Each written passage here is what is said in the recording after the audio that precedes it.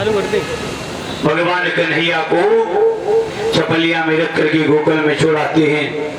इधर नंद बाबा के यहाँ एक कन्या का जन्म हुआ था, जिसे महाराज अपने साथ में ले आते हैं। और जैसे ही उस कन्या को लेकर के कारागृह में प्रवेश किया तो कारागृह के जो द्वार थे वो बंद हो जाते हैं और जैसे कि 10 हथकड़ी बेड़ियां पड़ जाती हैं। क्या हुआ? थोड़ी आवाज बढ़ाओ भैया।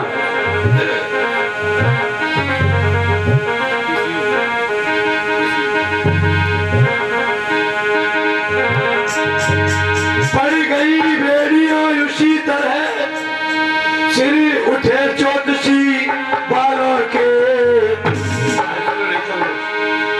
अरे खटखट फाटक बंद भये, जुड़ गए तो जोड़ फिर सालों को।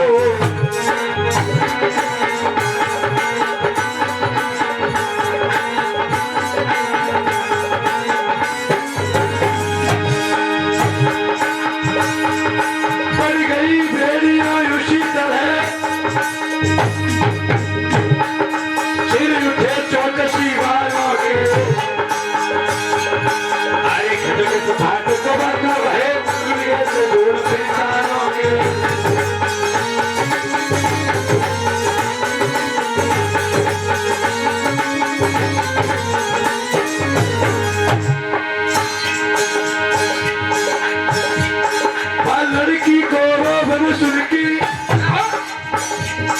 तुम आ गई पहरेदारों में। सर्दी पहले चली बच गई है पलटनी और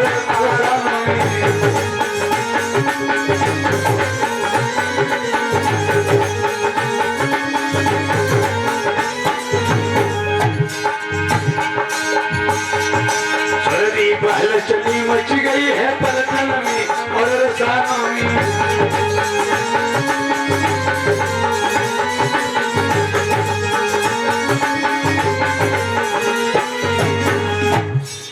महाराज वसुदेव उस कन्या को जब लेकर आए, जैसे कारागृह में प्रवेश किया, हथकड़ी बेड़ियां ज्यों की त्यों पड़ जाती हैं और उस कन्या को जैसे ही देवकी की गोद में दिया, कन्या रोने लगी, चिल्लाने लगी। और जैसे ही उस कन्या का सुर सुना, एकदम से पहरेदार जो सो रही थी माया से जाग गए। वो जो राजकंस को संदेशा भेजा गया, कहने लगी महाराज ऐसा मालूम पड़ रहा है देवकी के यहाँ किसी संतान का जन्म हो गया।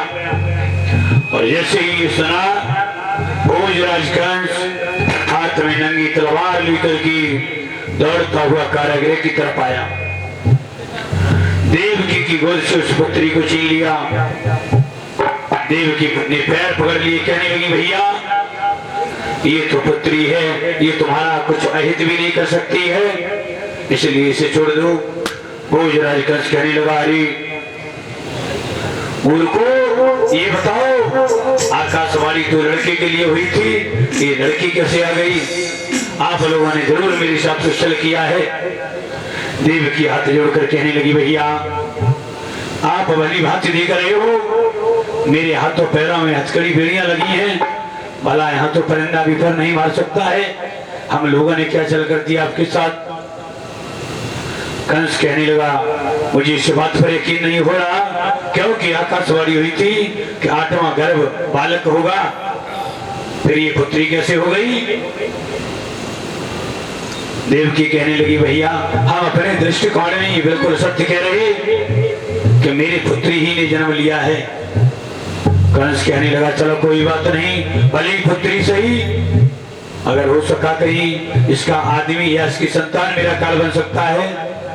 तो आज उसी समय भोज राजकंस ने उस पुत्री को गोद से छीन लिया और जब गोद से छीना है, पैर पकड़ करके जैसे ही पत्थर पर मारने का साहस किया, वो लड़की हाथ से छूट गई और एक अष्टभुजी देवी का रूप धारण कर लिया।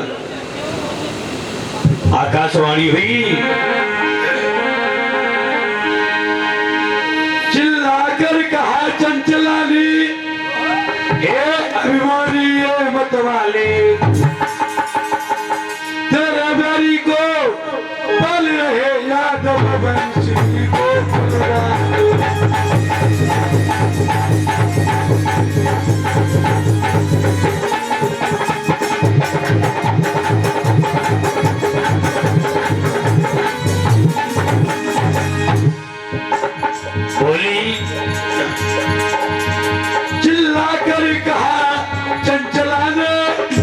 ये अभिमानी है मतवाले तेरे बेरी को पाल रहे यादव वंशी गोकुल वाले।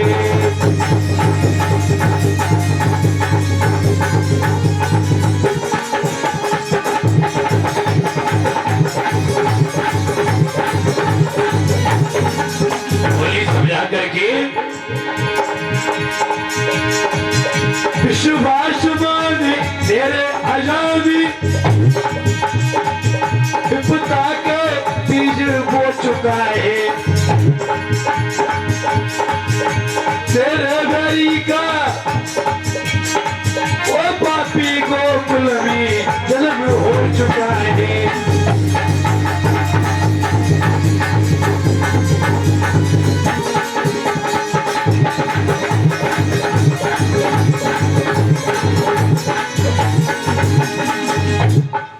कहने लगी है भूत, तुझे नहीं मालूम तू मुझे क्या मारेगा? तुझे मारने वाला गोकुल में जन्म ले चुका है, वो तुझे मार डालेगा, वो तेरा नाश करेगा। तू मुझे क्या मारेगा? तेरी वेरी को गोकुल के यदुवंशी पाल रहे हैं। और जैसे ही ये शब्द सुने भोजराज कंस कर लेकर कहने लगा, तो कहाँ हो, कहाँ से बोल रहे हो?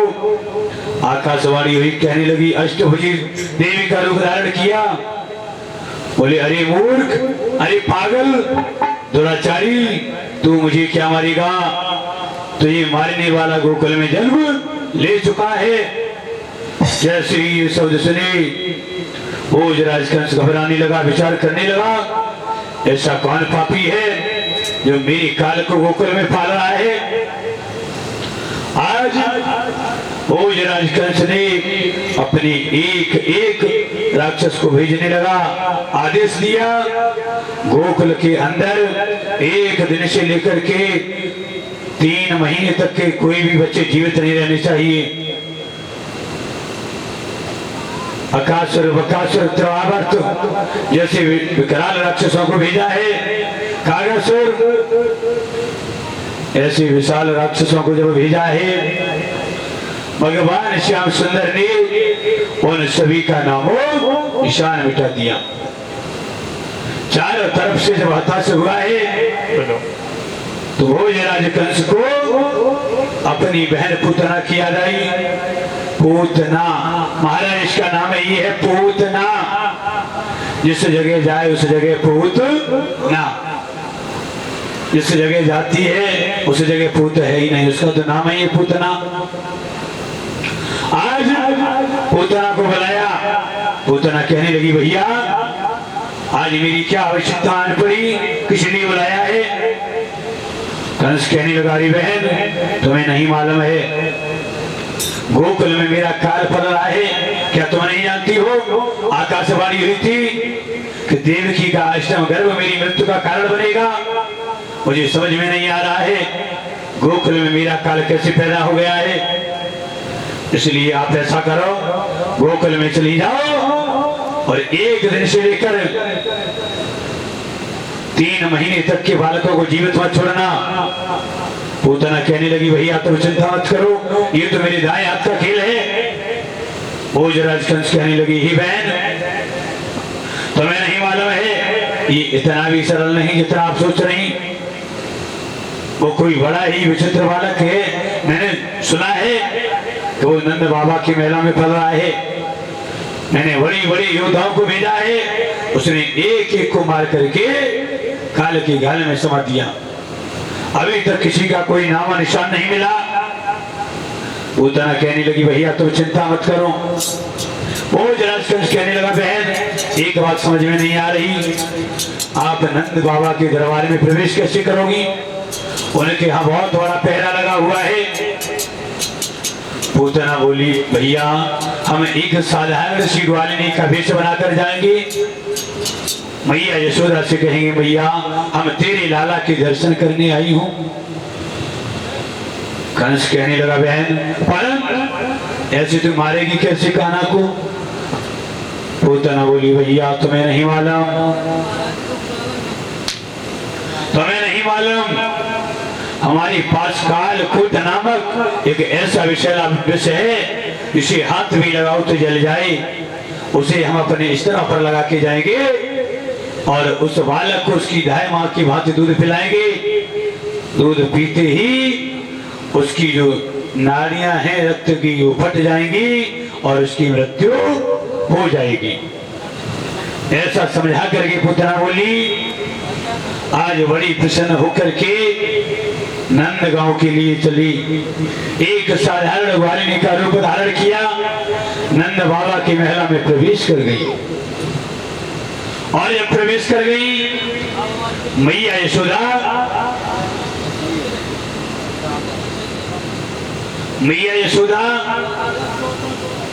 समझ गई कि ये कोई ग्वालिनी है, पुत्र के दर्शन करने के लिए आई। मैया ने बड़ी आदर सत्कार से पूतना को बैठा लिया। पूतना ने कहा, मैया यशोदा, अगर तेरी कृपा हो जाए तो हम तेरे लाला के दर्शन करने के लिए आई हूँ।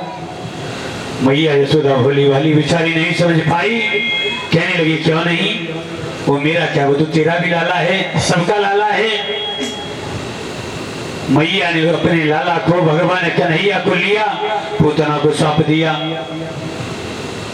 पूतना कहने लगी, मैया यशोदा, तुम्हें हम एक और रहस्य की बात बताना चाहते हैं कि मेरे स्तनों से हमेशा अमृत रस झरता रहता है।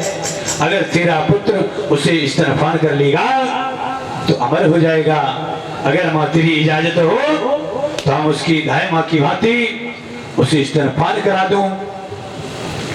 मैया कहने लगी, बहना कैसी बात कर रही, अगर तेरी ऐसी इच्छा है तो अवश्य पिला दे। तो आज उसी समय पूतना जो थी भगवान कन्हैया को स्तनपान कराने लगी और महाराज स्तनपान क्या करा रही, उसका भाव अच्छा नहीं, भगवान को मारना चाहती है। भगवान समझ गए कि ये तो मेरे साथ छल करने के लिए आई है। भगवान ने करिश्मा दिखाया, उस विष के साथ साथ पूतना के प्राणों को खींचना शुरू कर दिया। और जब प्राण खींचने लगी तो पूतना चिल्लाने लगी,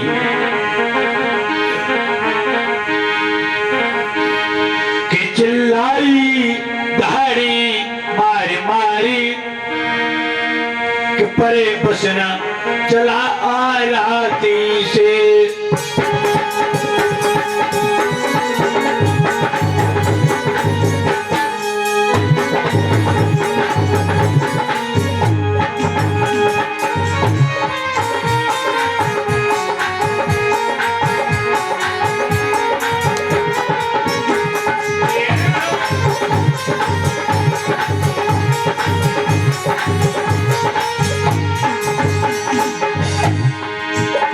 चिल्लाई धाड़ी मारी मारी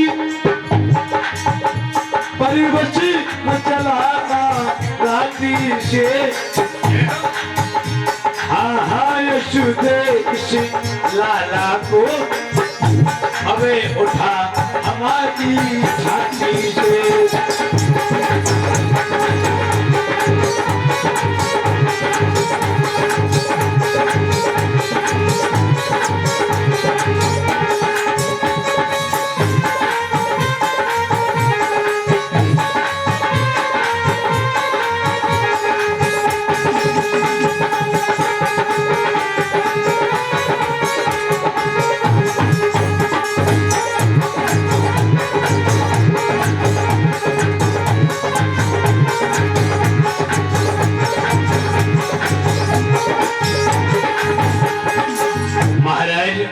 पूतना से चिपटे रहे।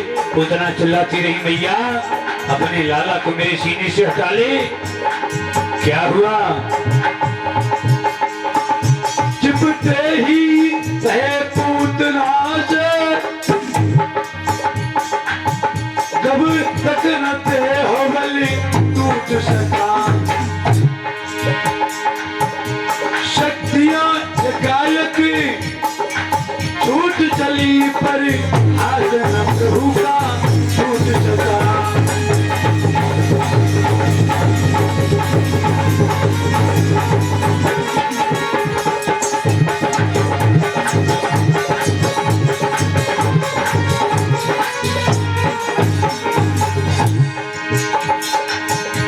जैसे जैसे पान किया इंद्रियां उसी विधि हिलन लगी। खिंच चली वायु पिंडली तक की हाथ नशे आते मिलन लगी।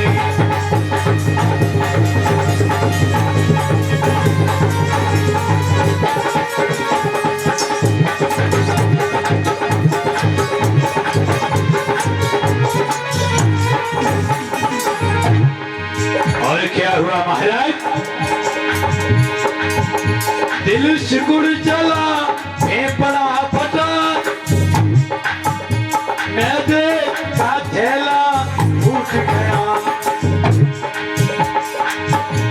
घूट के साथ ही दर टूटा और पार पखेरू टूट गया।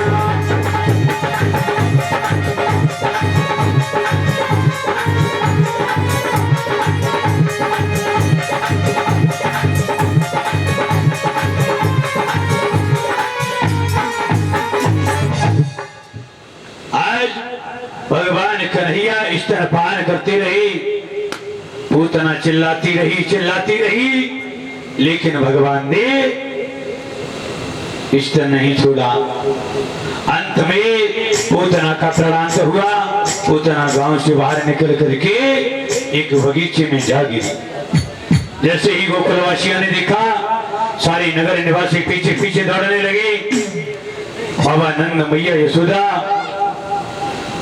वहां पर रोते चिल्लाते हुए पहुंची, लेकिन महाराज जाकर के जब देखा तो भगवान योगी राज श्री कृष्ण पूतना के ऊपर खेल रही थी। पूतना का देहावसान हो गया, प्राणांत हो गया। भगवान कन्हैया उसके ऊपर खेल रही। और महाराज एक बात बताएं, पूतना ये पूर्व जन्म में कौन थी? पूतना ये पूर्व जन्म में दैत्य राजा वली की पुत्री रत्नमाला थी। जिस समय भगवान श्री हरि विष्णु ने वामन भगवान का रूप धारण किया और जब वामन भगवान का रूप धारण किया, राजा वली के दरवाजे पर पहुंचे और 3.5 कदम पृथ्वी में तीनों लोगों को जब नाप लिया तो क्या हुआ? इधर रत्नमाला उस समय उस जगह पर खड़ी थी।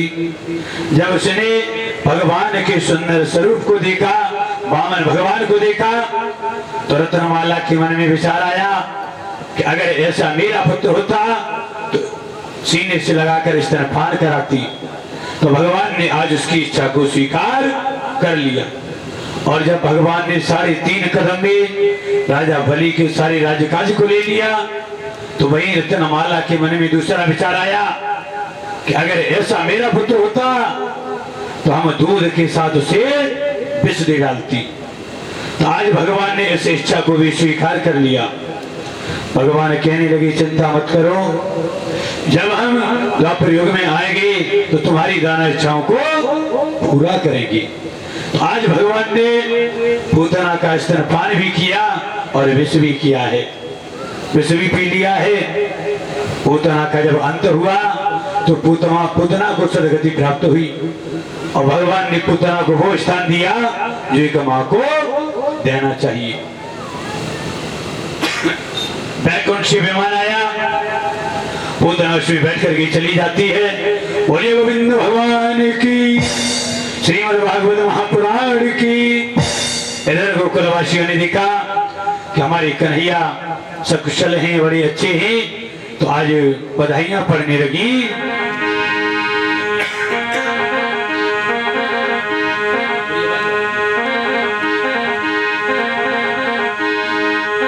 सभी लोग बधाइयां डालने लगे। के मेरो बच गो हे नंदलाल खुशी दिल में भारी मेरो बच गो हे नंदलाल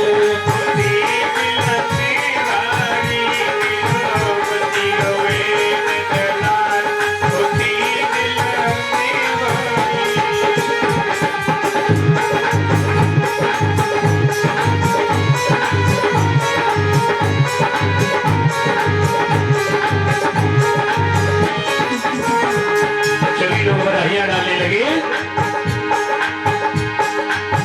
और मेरो बच गो हे नंदलाल और मेरो बच गो हे नंदलाल खुशी दिल में भारी मेरो बच गो हे नंदलाल खुशी दिल में भारी मेरो बच गो हे नंदलाल खुशी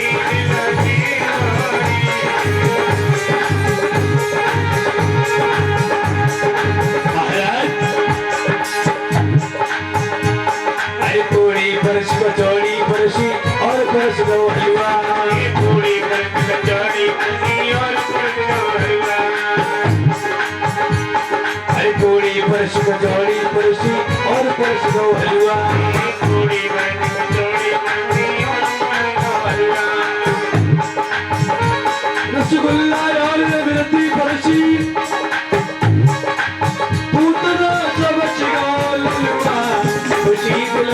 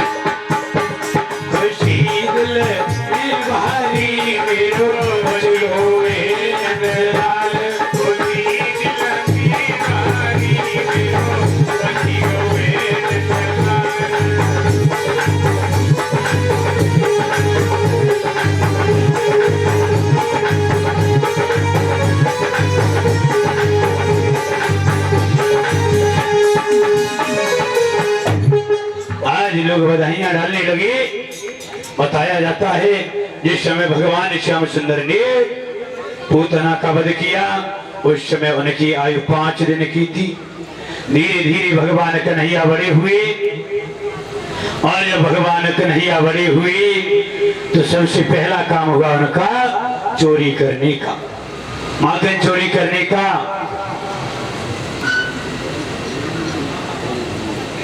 तो आज भगवान श्याम सुंदर ने एक दिन योजना बनाई, भैया ऐसा करो आज चल करके कहीं चोरी करेंगे। ग्वाल वाल कहने लगे भैया चोरी तो करोगे, कहाँ चलोगी?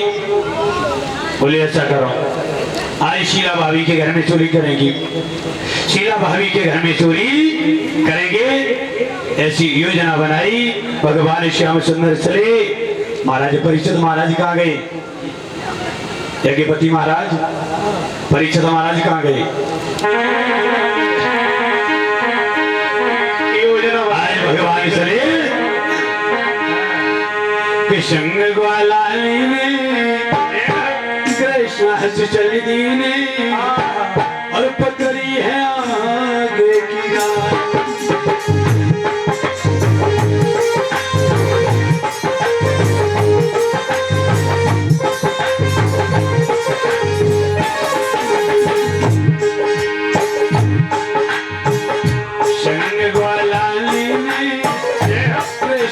चल दीने पकड़ी है आगे की रात।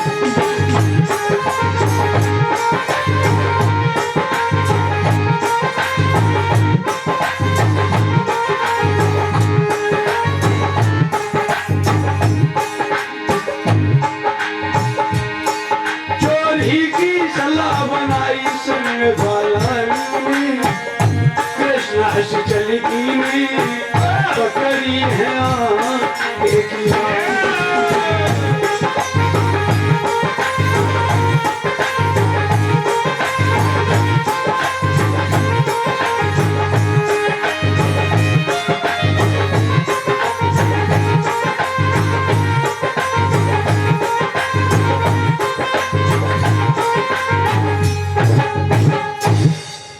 सभी ग्वाल वाल चले और जैसे शीला भाभी के घर में पहुंचे बड़ी प्रसन्न विचार कर रही ग्वालिनी जो है गागरे सिर पे रखे पानी भरे में जा रही। महाराज मन में विचार करने लगे वैसे वो तो मैया चोरी करने को आए थे वो ग्वालिनी निकली जा रही बड़ा अच्छा मौका है। आज बड़ी खुश हुई ग्वाल वाल घर के अंदर जब प्रवेश हुई एकदम उदास हो गई। उदास क्यों हुई? नजर पड़ गई मटकिया पे, मटकिया चीखे पे रखी। मन सुखा समझ आएगी बोलो भगवान कन्हैया से, अरे भैया अरे कन्हैया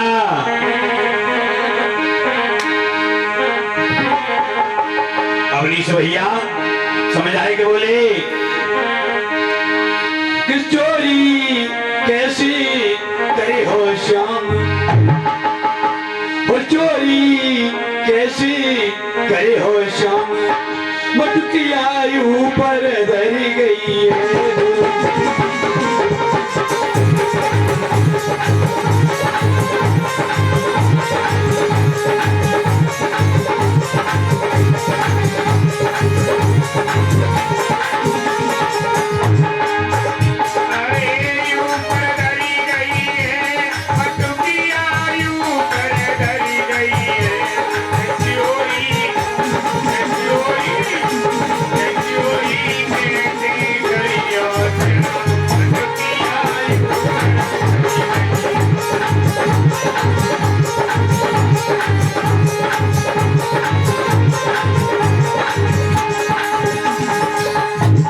समझ आएगी भैया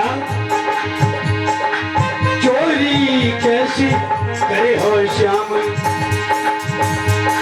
मटकिया ऊपर धरी गई है। चोरी कैसी करे हो श्याम मटकिया ऊपर धरी गई है। चोरी कैसी करे हो श्याम मटकिया ऊपर धरी गई है।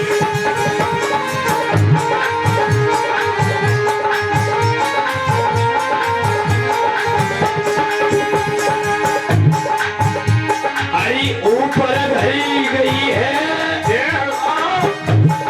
ग्वाल भी चालाकी कर गई है।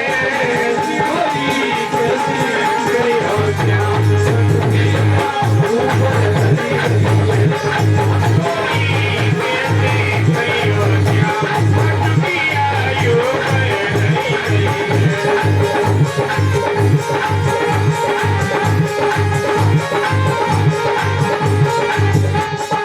समझ आएगा बोले भैया हरि कहे मन का श्याम से और बुद्धि करे न काम ग्वाल घर से चली गई करके होशियारी को काम। अरे घर की मटकिया छीके पे और होशियारी करी गई है। चोरी कैसी करी हो श्याम मटकिया ऊपर धरी गई है। चोरी कैसी करी हो श्याम मटकिया ऊपर धरी गई है।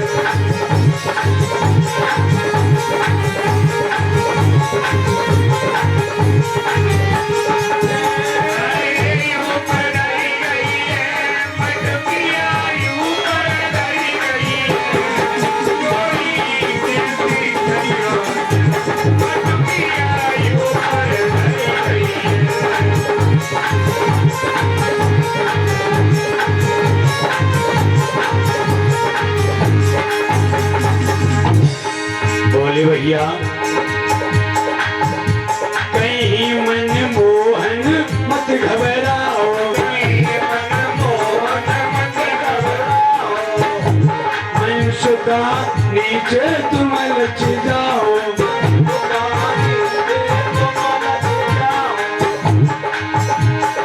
दामा ऊपर तुम चढ़ी जाओ,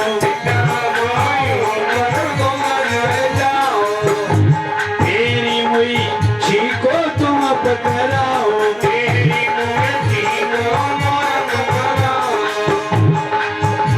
अरे मनमोहन की बात सभी के मन में भरी गई है,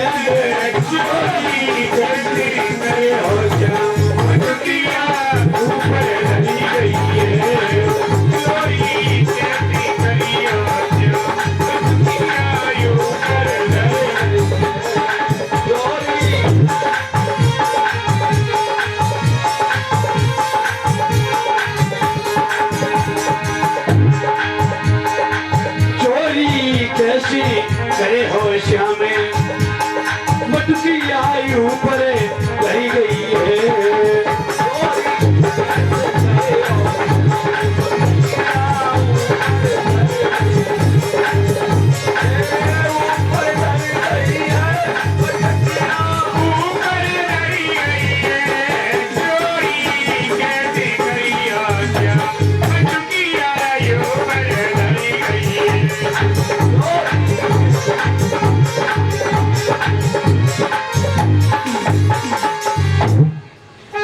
भैया एक बात बता,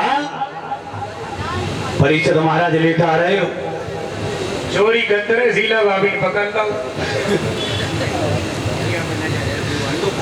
आज कहने लगे भैया, लेकिन महाराज मटकिया कितनी ऊपर रखी,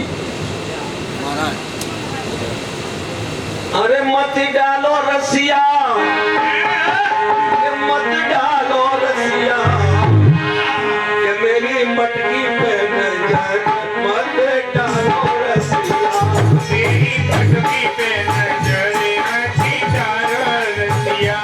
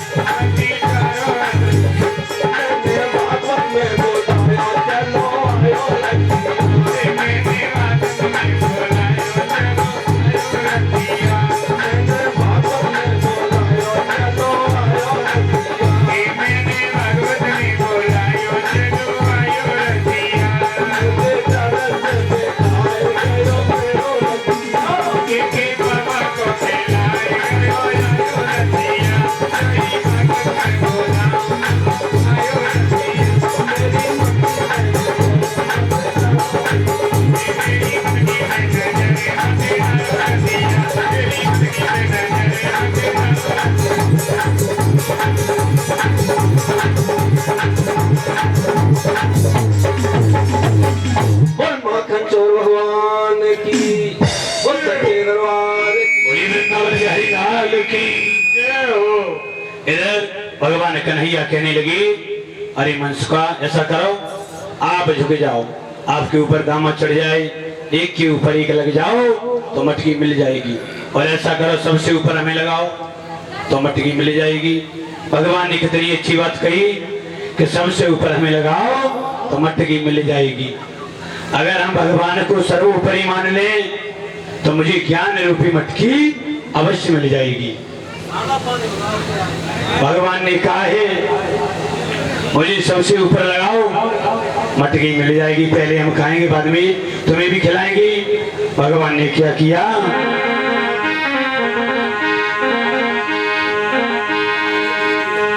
लीनो ग्वाले लचाए रे, रहे श्याम मुस्काए रे, दौड़ श्याम लटी ऊपर चढ़ गए, मटकी लई उठाए।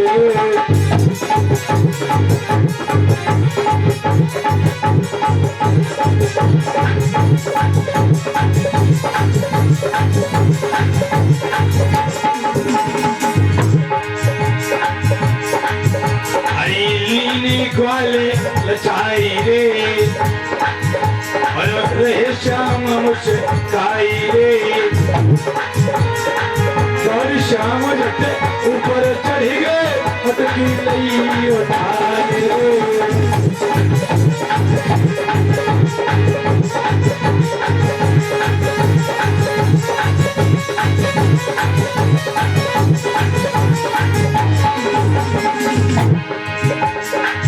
भगवान कन्हैया ने ग्वाल वालों को नीचे लगा लिया,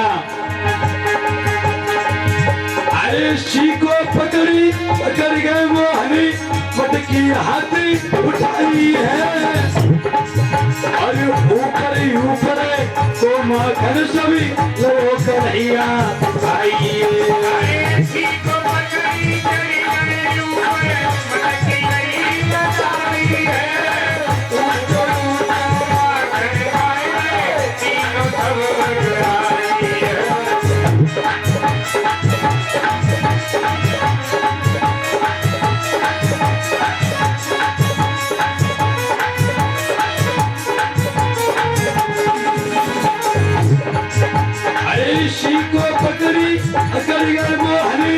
मटकी हाथ उठाई है, ऊपर ही ऊपर तो माखन सभी लो कन्हैया खाई है।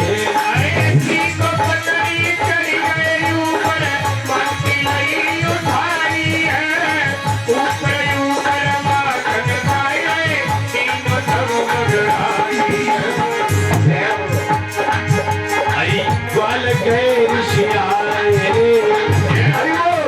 और रामा गोपी आए, और श्याम ऊपर चढ़ गए,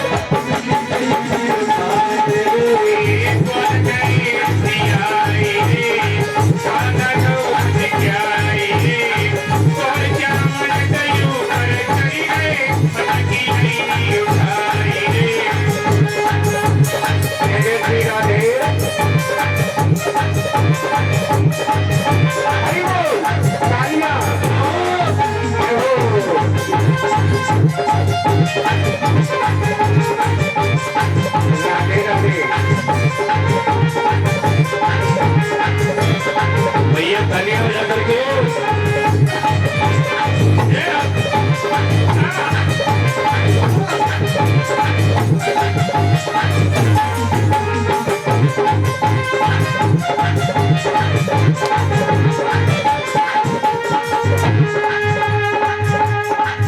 आज भगवान कन्हैया जो थे माँ के चुराने के लिए ऊपर चढ़ गए, मटकी को हाथ में पकड़ ही पाया था, माँ के निकाल कर ऊपर ऊपर का खाने लगी। ग्वाल वाला गुस्सा होने लगे, कहने लगे भैया तू अकेले अकेले माँ के खाए रहे हो, अगर हमें नहीं देखो तो हम नीचे से हट जाएंगे। भगवान बोले चिंता काय कर रहे हो, अब हमें तो खा लेंगे, हम तुमको देंगे। आपस में बातें कर रहे थे, तब तक ग्वाले ने सर पे गगरिया रख के महल के अंदर प्रवेश करने लगी। लला विक्रम